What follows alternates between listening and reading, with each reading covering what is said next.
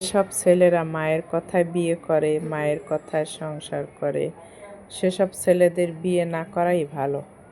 আসসালামু আলাইকুম, সবাই কেমন আছেন? আশা করি অনেক বেশি ভালো আছেন।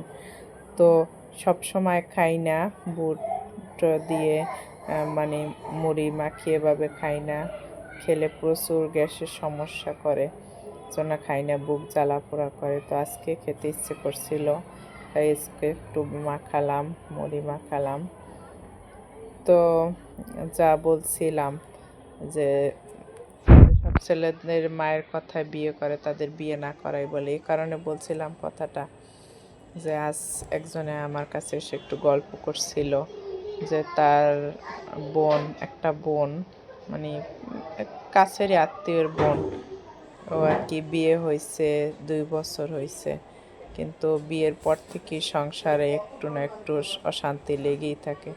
আর আমার এই মুড়িটা আমার নানুর হাতে ভাজা মুড়ি, দেশ থেকে পাঠিয়েছে।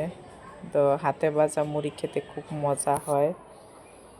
তো যা বলছিলাম আর কি, মানে ছেলেটা সম্পূর্ণই আর কি মায়ের নিয়ন্ত্রণাধীন।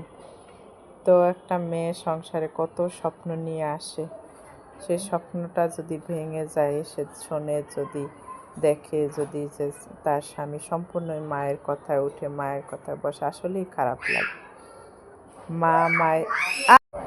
মা মায়ের জায়গায় রাখা উচিত, আর বউ বউয়ের জায়গায় রাখা উচিত।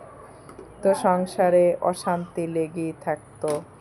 তো একটা বাচ্চাও হয়েছে। তো পরে উঠতে বসতে খোঁচা দেয়, মানে একটু এদিক থেকে ওদিক হলেই মানে ছেলের কান ভাঙায়, ছেলে মারধর করে, ছেলে অনেক জ্বালাতন করে। তারপর পরে মানে একটা বাবু হয়েছে, আমার একটা বাচ্চা হওয়ার পরে মানে মনে করছে যে ভালো হয়ে যাবে, কিন্তু না, মানে একটা ক্লিপ, সামান্য একটা ক্লিপ কিনে দেবে, ব্রাশ কিনে দেবে, ওই মায়ের কথা, মায়ের কাছে সব কিছু মায়ের কাছে জিজ্ঞেস করে। তাহলে ভাই বিয়ে করলে কেন? বিয়ে করাটাই তো উচিত হয় না।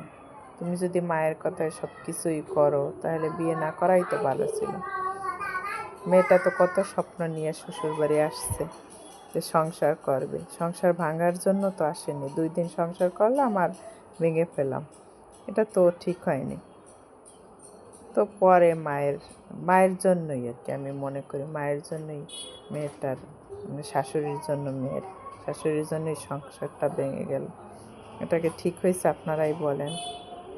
তো মেয়েটা কত স্বপ্ন নিয়েই তো আসছে শ্বশুর বাড়িতে, সেই স্বপ্নটাই তো মেয়েটার। এখন একটা সংসারটা যে ভাঙলো, ডিভোর্স হয়ে গেলো, মেয়েটার কী হবে আর বাচ্চাটার কী হবে?